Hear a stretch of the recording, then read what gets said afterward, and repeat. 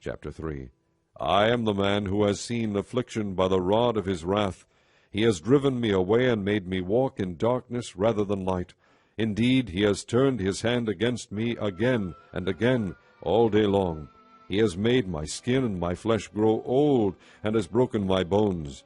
He has besieged me and surrounded me with bitterness and hardship. He has made me dwell in darkness like those long dead. He has walled me in so I cannot escape. He has weighed me down with chains. Even when I call out or cry for help, he shuts out my prayer. He has barred my way with blocks of stone. He has made my paths crooked. Like a bear lying in wait, like a lion in hiding, he dragged me from the path and mangled me and left me without help. He drew his bow and made me the target for his arrows. He pierced my heart with arrows from his quiver.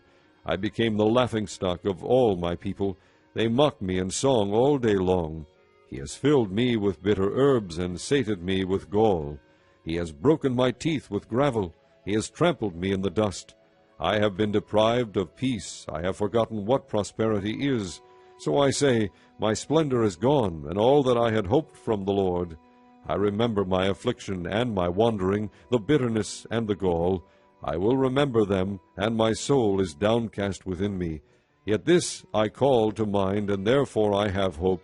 Because of the Lord's great love we are not consumed, for his compassions never fail. They are new every morning. Great is your faithfulness.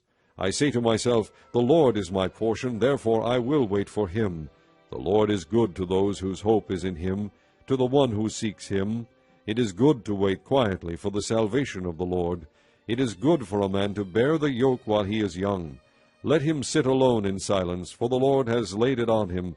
Let him bury his face in the dust. There may yet be hope. Let him offer his cheek to one who would strike him, and let him be filled with disgrace. For men are not cast off by the Lord forever. Though he brings grief, he will show compassion, so great is his unfailing love. For he does not willingly bring affliction or grief to the children of men. To crush underfoot all prisoners in the land, to deny a man his rights before the Most High, to deprive a man of justice, would not the Lord see such things? Who can speak and have it happen if the Lord has not decreed it? Is it not from the mouth of the Most High that both calamities and good things come? Why should any living man complain when punished for his sins? Let us examine our ways and test them, and let us return to the Lord. Let us lift up our hearts and our hands to God in heaven, and say, we have sinned and rebelled, and you have not forgiven. You have covered yourself with anger and pursued us.